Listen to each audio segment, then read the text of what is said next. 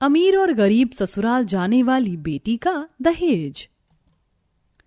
ये हो गया है सारा दहेज का सामान। दोनों की लिस्ट में सोफा, अलमारी, बेड, बर्तन हो गए हैं, लेकिन शिवांगी में थोड़ा अच्छा सामान जाना चाहिए और राधिका के दहेज में तो मेरे शादी के पुराने बर्तन भी चले जाएंगे और सस्ता सामान भी। माँ, आज तुम मेरे दहेज की लिस्ट बना रही थी ना, क्या क्या दहेज का सामान ऐड किया है मुझे बताओ तो। और राधिका से ज्यादा अच्छा दहेज तो दे रही हो ना, मुझे देखने दो। शिवांगी अपनी माँ के हाथ से दहेज की लिस्ट देखकर मुंह बना लेती है। माँ, तुम तो मुझसे ज्यादा प्यार करती हो ना, और मैं अमीर ससुराल में जा रही हूँ, फिर भी आपने मेरे लिए अच्छा सामान नहीं चुना। अरे इतने कम पैसों में मेरे दहेज का अच्छा महंगा सामान कैसे आएगा? वो तो गरीब ससुराल जा रही है, उसका तो ये टुच्चा मुच्चा सामान चला भी जाए तो फर्क नहीं पड़ता, और वो रखेगी भी कहाँ? उसका ससुराल छोटा है, लेकिन मेरा तो बड़ा ससुराल है ना। इस लिस्ट में ना गाड़ी है, ना गोल वाली उनके लिए घड़ी है सोनाटा की। हाँ मेरी बच्ची, मैं सबसे ज्यादा तुझे प्यार करती हूँ और मैं बहुत खुश हूँ कि तू एक बड़े अमीर ससुराल जा रही है। मेरी बच्ची को 4 पहिए वाली गाड़ी चाहिए ना, और दामाद जी के लिए घड़ी, मैं तेरे लिए वो भी लाऊंगी। इसका दहेज का सामान कम कर देती हूँ, ये मेरा शादी का पुराना सामान ले जाएगी। माँ, मुझे आपकी शादी वाली साड़ी बहुत पसंद है, अगर आप अपना पुराना सामान भी दोगी तो वो भी दे देना। कोई बात नहीं, मेरी बहन को आप अच्छा दहेज दे दीजिए, मैं तो आपका सामान भी इस्तेमाल कर लूंगी। हाँ, तो तेरे ससुराल वालों की औकात भी यही है कि वो गरीब और पुराना सामान इस्तेमाल करे। क्या करेंगे नया दहेज लेकर? अब मेरी बेटी को तो अमीर ससुराल में 4 जनों के सामने अपना सामान दिखाना पड़ेगा, लोग उसको वरना क्या क्या बोलेंगे। हाँ माँ, अब खड़ी क्या है राधिका, जा माँ और मेरे लिए नींबू पानी बना दे, उसके बाद हमें गाड़ी देखने भी जानी है। ठीक है। फिर राधिका दोनों को नींबू पानी बनाकर देती है। इसके बाद माँ बेटी कार के शोरूम में बड़ी सी कार देख कर आते हैं। माँ, मैंने आपको जो गाड़ी बोली है ना, वो लाल कलर वाली मुझे बहुत पसंद आई है। अब किसी तरीके से 4-5 लाख रुपए का इंतजाम कर लेना, ठीक है? मैं अपनी फ्रेंड के साथ हैंग आउट करने जा रही हूँ, बाय। हाँ हाँ, तो चिंता मत कर, तू आराम से जा, जितना सहेली के साथ रहना है रह ले, क्योंकि 25 दिन बाद तुम दोनों बहनों की शादी हो जाएगी। बेटी के जाने के बाद ही विमला परेशान हो जाती है। तब एक रोता हुआ लड़का उससे टकरा जाता है, जिसे अपनी माँ के लिए किडनी चाहिए होती है, और पैसों के लिए विमला उस लड़के की माँ को अपनी किडनी दे देती है। कुछ घंटे बाद उसे 4 से 5 लाख रुपए मिल जाते हैं और वह ऑटो में बैठकर घर पहुंच जाती है, साथ ही पट्टी के निशान को छुपा लेती है। कहीं मेरी दोनों बेटियों को इस बात की भनक न पड़ जाए, साड़ी से छुपा लेती हूँ। आखिर मैं शिवांगी से बहुत प्यार करती हूँ और उसके दहेज के लिए मुझे ऐसा तो करना ही था, बस शादी अच्छे से हो जाए। विमला आराम आराम से घर के अंदर जाती है। अपनी माँ के चेहरे की हवाई उड़ राधिका समझ जाती है, लेकिन विमला उसे डांट देती है, और शिवांगी तो अपनी माँ के पास आई ही नहीं थी। अगले दिन उसे 4 लाख रुपए दे देती है, जिसके बाद उसके पति के कार और बाकी के दहेज का सामान भी इकट्ठा हो जाता है। 2 दिन तो विमला अपना दर्द छुपा लेती है, लेकिन वो बेहोश ही होने वाली थी कि राधिका उसे संभाल लेती है। माँ, आपको क्या हुआ? और ये आपके पेट की तरफ पट्टी कैसी बंधी हुई है? आपको क्या हुआ है माँ, मुझे बताइए, मुझे आपकी बहुत फिक्र हो रही है। मैं शिवांगी को बुला कर लाती हूँ। अरे नहीं नहीं, तू कहीं नहीं जाएगी, तुझे मेरी कसम। मैं नहीं चाहती शिवांगी को पता चले कि मेरा किडनी का ऑपरेशन हुआ है। दरअसल उसका दहेज का सामान जुटाने के लिए मैंने एक किडनी बेच दी। तू जानती है कि वो अमीर ससुराल में जा रही है। माँ, आपने उसके लिए इतना बड़ा त्याग कर दिया, आपको कितनी कमजोरी हो रही है। कुछ ही दिनों में शादी की तैयारी शुरू हो जाएगी। मैं दवाई खा लूंगी, तू चिंता मत कर। राधिका अपनी माँ से पूछकर उसे दवाई खिलाकर सुला देती है और अपनी शादी होने तक बहुत ख्याल रखती है। साथ ही शिवांगी को कुछ भी पता नहीं लगने देती। फिर दोनों बहनें शादी करके अपने दहेज के साथ ससुराल चली जाती हैं, जहां ससुराल के 2 दिन बाद शिवांगी की मुंह दिखाई होती है तो दहेज के सामान को देख पड़ोसन कहती है, ओहो, देखो तो गरीब घर से भी बहू कितना बढ़िया बढ़िया महंगा दहेज लेकर आई है। अब वही तो, वैसे अच्छा ही है, लेकिन मेरी बहू इससे ज्यादा दहेज लाई है। आंटी, आपने सुना है क्वांटिटी से ज्यादा क्वालिटी मैटर करती है। मैं बहुत ब्रांडेड अच्छी कंपनी का दहेज लेकर आई हूँ। हाँ, गिनती थोड़ी कम है, लेकिन आप भूलिए मत, मैं अपने पति के लिए दहेज में कार भी लेकर आई हूँ और सोनाटा की घड़ी भी। आपकी बहू ज्यादा दहेज तो लाई है, लेकिन बहुत टुच्चे से फर्नीचर और इलेक्ट्रॉनिक का सामान आया है। मुश्किल है कि वो 2 साल भी चल जाए। मेरे सारे गारंटी वाले हैं। सुन लिया ना कविता, मेरी बहू ने क्या कहा? मेरी बहू का दहेज बहुत अच्छा आया है, जबकि मेरी बहू गरीब घर से आई है, लेकिन तेरी बहू तो अच्छे घर से आने के बावजूद भी टुच्चा सा सामान लाई है। वही तो, खैर बहुत बातें हो गई, मुंह दिखाई की रस्म कर लेते हैं। ये लो शिवांगी बेटा तुम्हारा उपहार, तुम बहुत सुंदर हो। फिर अच्छे से मुंह दिखाई की रस्म हो जाती है। वहीं गरीब ससुराल में राधिका बहुत खुश थी। ज्यादा दहेज का सामान न होने पर राधिका सास को खाना देते वक्त कहती है, माँ जी माफ कीजिएगा, इतनी गर्मी में भी आपको मटके का पानी पीना पड़ रहा है। मेरे दहेज का फ्रिज ठीक नहीं है। गुस्सा आता है ना कि मैं अपनी शादी में खराब दहेज का सामान लाई हूँ और कुछ पुराना भी है। बहू, मुझे इस बात से कोई आपत्ति नहीं है कि तू अपने दहेज में क्या लेकर आई है और कैसा है। तेरी माँ ने तेरा कन्यादान कर दिया, वही मेरे लिए बहुत बड़ी बात है, और मुझे तो इन सब चीज का मोह भी नहीं है, तो तू ये सब मत सोच। माँ जी आप बहुत अच्छी हैं, मुझे माँ की फिक्र हो रही है, उनकी तबीयत ठीक नहीं है। आप कहो तो मैं हर हफ्ते उनसे मिलकर आ जाया करूँ। हाँ बहू, और तुम्हें राकेश छोड़ देगा।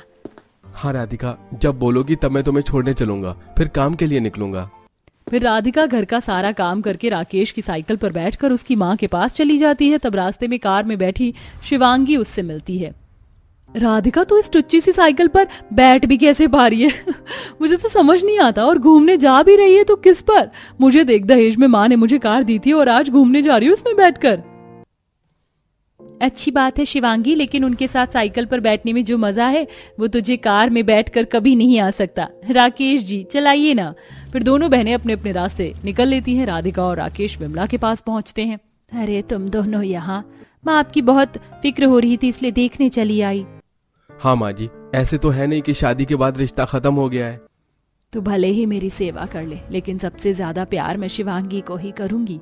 कोई बात नहीं माँ, वो मुझसे छोटी है, उसके लिए ये भी कुर्बान। मैं जानती हूँ माँ, आप मुझसे ज्यादा शिवांगी से प्यार करती हैं, तभी तो उसकी शादी में दहेज के लिए आपने अपनी किडनी भी कुर्बान कर दी। ऐसे ही राधिका अपना ससुराल भी संभालती और अपनी माँ को देखने के लिए बीच बीच में आती रहती। लेकिन 2 हफ्ते बाद उसकी किडनी की तरफ दर्द होने लगता है, जिससे पड़ोसी दोनों बेटी को घर बुला लेते हैं। दोनों बेटी फौरन विमला को अस्पताल लेकर पहुंचती हैं। तब डॉक्टर, देखिए माँ जी की एक किडनी तो है नहीं, दूसरी भी खराब हो गई है। इन्हें जल्द से जल्द किडनी डोनर की जरूरत है। साथ ही ऑपरेशन के लिए आपको 3 लाख रुपए अभी जमा करने हैं। इतने पैसे कहाँ से आएंगे? हमारे पास तो है नहीं राकेश जी। हाँ शिवांगी, तू तो अमीर है ना, तू माँ को बचा ले, उनकी किडनी डोनर को ढूंढ दे और ऑपरेशन के पैसे जमा कर दे। पागल है क्या? मेरा अमीर ससुराल है तो मेरे ससुराल वालों को लूटोगे क्या तुम सब? 3 लाख रुपए हैं, 3 रुपए थोड़ी जो हॉस्पिटल में जमा कर दूं। नहीं, मैं इतने पैसे नहीं दे सकती, और मेरे पति भी नहीं देंगे। तुम दोनों देखो तुम माँ की हालत को। शिवांगी, तुम माँ की हालत को समझ क्यों नहीं रही है? पैसे जमा कर देना। नहीं नहीं, मैं नहीं करवा सकती। हे भगवान, मुझे कुछ समझ नहीं आ रहा, अब मैं क्या करूं राकेश जी? मेरे पास अब कोई और चारा नहीं है। डॉक्टर, मैं माँ को अपनी किडनी देना चाहती हूँ, आप जल्द से जल्द बस उन्हें ठीक कर दीजिए, पैसों की चिंता मत कीजिए। ठीक है। राधिका अपने घर में आए थोड़े दहेज को दुकान वाले को ही बेच देती है और सोने का मंगलसूत्र भी सुनार पर गिरवी रखवाकर माँ का इलाज करवाती है, जिससे उसका किडनी ट्रांसप्लांट हो जाता है और विमला ठीक हो जाती है। साथ ही डॉक्टर विमला को सारी खबर दे देता है, जिसके बाद शिवांगी माँ को फूल देती है तो विमला फेंक देती है। माँ, ये क्या कर रही हो? पता भी है कितने महंगे फूल थे? इन फूलों का तो पता नहीं, लेकिन मैंने तुझे बहुत प्यार किया है शिवांगी, लेकिन तूने साबित कर दिया कि अमीर होने के बाद अच्छे अच्छे अपने पराये हो जाते। तूने मुझे मरने के लिए छोड़ दिया, मुझे किडनी भी नहीं दी, पैसे होने के बाद इलाज भी नहीं करवाया, और मैंने तेरे लिए अपनी किडनी गंवा दी ताकि तेरा दहेज का सामान भर भर कर तेरे ससुराल जाए। राधिका को मैंने कुछ नहीं दिया, न ज्यादा प्यार दिया, लेकिन वो ससुराल जाने के बाद भी आती रही मेरी सेवा करने। शादी से पहले भी संभाला और आज भी वही मेरे साथ खड़ी है, इसलिए अब से मेरी सिर्फ एक बेटी है। चली जा मेरी नजरों के सामने से। नहीं माँ, हाँ राधिका, मुझे बोलने दे और इसको भेज यहाँ से। इसके बाद विमला सिर्फ राधिका को प्यार करती है और शिवांगी के पास पछतावे के अलावा कुछ नहीं बचता है। तुम चारों का दिमाग तो नहीं खराब हो गया है ना? क्या बकवास कर रही हो? अगर इसकी तस्वीर अपने पार्लर के बाहर लगाओगे ना तो कस्टमर आने की बजाय भाग जाएंगे। अपना पार्लर शुरू होने से पहले ही बंद करवाना चाहती हो क्या तुम चारों? माँ जी, आप क्यों हमेशा ऐसी कड़वे बातें करती हो? करेला भी कड़वा होता है लेकिन सेहत के लिए कितना अच्छा होता है। वैसे ही मेरी बातें भी कड़वी हैं, लेकिन मैं तुम चारों की भलाई के लिए कह रही हूँ। इसके मनहूस कदम तुम्हारे पार्लर में पड़ते ही तुम्हारा पार्लर बंद हो जाएगा, समझी चारों? भाभी, माँ बिल्कुल ठीक कह रही हैं। मेरे कदम तो हमेशा से अपशगुन ही रहे हैं। मैं नहीं चाहती कि आपका ये नया ब्यूटी पार्लर का काम होने से पहले ही खत्म हो जाए।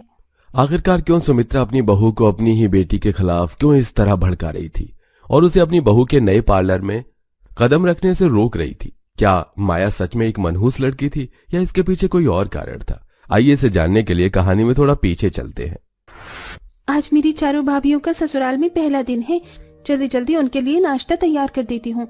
अच्छा हुआ मैंने कल ही भैया से पूछ लिया था कि भाभीयों को क्या पसंद है। अरे ओ मनहूस, सुबह सुबह रसोई घर में क्या कर रही है? उठते ही सबसे पहले मेरे नजरों के सामने आई है तू। अब तो सारा का सारा दिन खराब हो जाएगा मेरा। माँ, वो मैं अपने हाथों से भाभीयों के लिए उनका मनपसंद नाश्ता बना रही थी। क्या तेरे भाभीयों के हाथ टूट गए हैं क्या, जो वो अपने लिए नाश्ता नहीं बना सकती? और तूने सोच भी कैसे लिया कि तेरे इन काले हाथों का बना हुआ नाश्ता मैं अपनी गोरी गोरी बहू को खिलाऊंगी? सालों से करमजली बनकर घर में पड़ी हुई है। अब जा यहाँ से, और खबरदार अपने कमरे से बाहर निकली तो मेरा तो दिन खराब ही हो गया। कहीं मेरी बहू काली ना हो जाए तेरी काली शक्ल देखकर।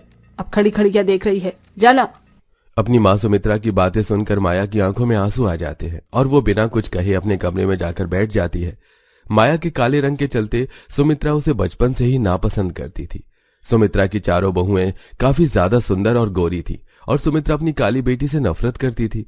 तो वहीं इतना सुंदर गोरा रंग होने के बावजूद भी सुमित्रा की चारों गोरी बहुएं अपनी काली नंद से बिल्कुल भी नफरत नहीं करती थीं। माँ जी, काफी दिन हो गए हम लोगों को शॉपिंग करे। हम तो अब शॉपिंग के लिए जा रही हैं। अगर कुछ मंगवाना हो तो बता दीजिए। अरे नहीं बहू, आराम से जाओ। और हाँ, अगर पैसों की जरूरत हो तो बता दो, मैं दे देती हूँ। नहीं माँ जी, पैसे तो हैं हमारे पास। अब हम चलते हैं वरना आने में देर हो जाएगी। चारों गोरी बहुएं जैसे ही घर से बाहर निकलने लगती हैं, तभी अचानक बाहर से उनकी काली नंद माया आती है। अरे भाभी, कहाँ जा रही हैं? हाँ, वो हम शॉपिंग के लिए जा रहे थे। तुम भी चलोगी? शॉपिंग तो मुझे भी करनी थी। अब बस मुझे 5 मिनट दीजिए, मैं जल्दी से आती हूँ। सत्यानाश बहू, अब कोई जरूरत नहीं है शॉपिंग पर जाने की। लेकिन क्यों माँ जी, आखिर क्या हुआ? अरे कोई काली बिल्ली भी अगर तुम्हारा रास्ता काट देती ना, तब भी तुम्हें मैं नहीं रोकती। लेकिन ये काली मनहूस आ गई। 1000 बार कहा है कि इसे जब भी घर में आए तो देख कर आया कर। जब कोई घर से बाहर निकल रहा हो तो सामने खड़ी मत हो जाया कर। मेरी मानो तो तब घर में ही बैठो तुम लोग। कल चली जाना शॉपिंग पर। माँ जी, माया आपकी सगी बेटी है ना, तो आप क्यों उसके साथ ऐसा करती हैं? हम जब से आए हैं तब से देख रहे हैं। चुप रहो, तुम इस घर की बहू हो तो बहू बनकर रहो। मेरी सास बनने की कोई जरूरत नहीं है। और तू खड़ी खड़ी क्या देख रही है? अब क्या तेरी आरती उतार कर तुझे कमरे में भेजूं? अपनी सास को अपने नंद के साथ ऐसा करता देख उन चारों को काफी बुरा लगता है, जिसके चलते अब वो चारों अपनी नंद से बेहद प्यार करती हैं और उसका काफी अच्छे से ध्यान भी रखती हैं। भले ही माया को हमेशा अपनी माँ से नफरत मिली हो, लेकिन उसकी चारों गोरी भाभियों का प्यार उसके लिए काफी था। तारा, तुमने तो मेरा आई मेकअप काफी अच्छा किया है और मेरा मेकअप का बेस भी तुमने काफी अच्छा बनाया है। मुझे तो कब से अपने बालों में ये हॉलीवुड कलर्स करवानी थी। आज तो मैं इन कर्ल्स में ही शाम को बाहर जाऊंगी। चारों गोरी बहुएं एक दूसरे का हेयर स्टाइल मेकअप कर रही थीं कि तभी वहां उन सबके लिए माया कॉफी लेकर आती है और अपनी चारों भाभियों को मेकअप और हेयर स्टाइल करता देखती है। वाह भाभी, आप चारों को तो कितना अच्छा मेकअप वाला स्टाइल आता है। काश मैं भी ऐसा मेकअप कर पाती, लेकिन मुझ पर तो मेकअप अच्छा ही नहीं लगेगा। किसने कहा तुम पर मेकअप अच्छा नहीं लगेगा? अगर तुम्हारी स्किन टोन अकॉर्डिंग मेकअप किया जाए तो तुम पर मेकअप काफी अच्छा लगेगा। सच्ची भाभी, मेरे स्किन टोन के अकॉर्डिंग मेकअप हो सकता है। मैंने तो वीडियो में देखा है कि पार्लर वाली काली लड़कियों पर बस सफेद फाउंडेशन लगाकर छोड़ देती हैं, जिसके बाद वो सब चुड़ैल से कम नहीं लगती। हम पर यकीन है ना? बस तुम अब देखते जाओ कि हम चारों तुम्हारा मेकअप कैसे करती हैं। चारों गोरी बहुएं अब अपनी काली नंद के स्किन के अकॉर्डिंग फाउंडेशन लेकर मेकअप स्टार्ट कर देती हैं। कोई बहू का बेस बना रही थी तो कोई उसके फेस को टोन कर रही थी। थोड़ी देर में माया का मेकअप हो जाता है और जब वो अपने आप को शीशे में देखती है, भाभी, मुझे तो अभी भी यकीन ही नहीं हो रहा है कि ये मैं हूँ। आपने मेरा स्किन टोन के अकॉर्डिंग कितना अच्छा मेकअप किया है। आई लव इट भाभी, आप चारों सच में काफी अच्छा मेकअप कर। जब आप मुझ जैसी लड़की को इतना सुंदर बना सकती हैं तो आप चारों मिलकर पार्लर क्यों नहीं खोल लेती? अरे हाँ, वैसे भी घर में काम के बाद शाम तक हम चारों फ्री ही तो रहती हैं। ये हमने पहले क्यों नहीं सोचा। थैंक यू माया, तुमने अपना बहुत अच्छा आइडिया हमें दिया है।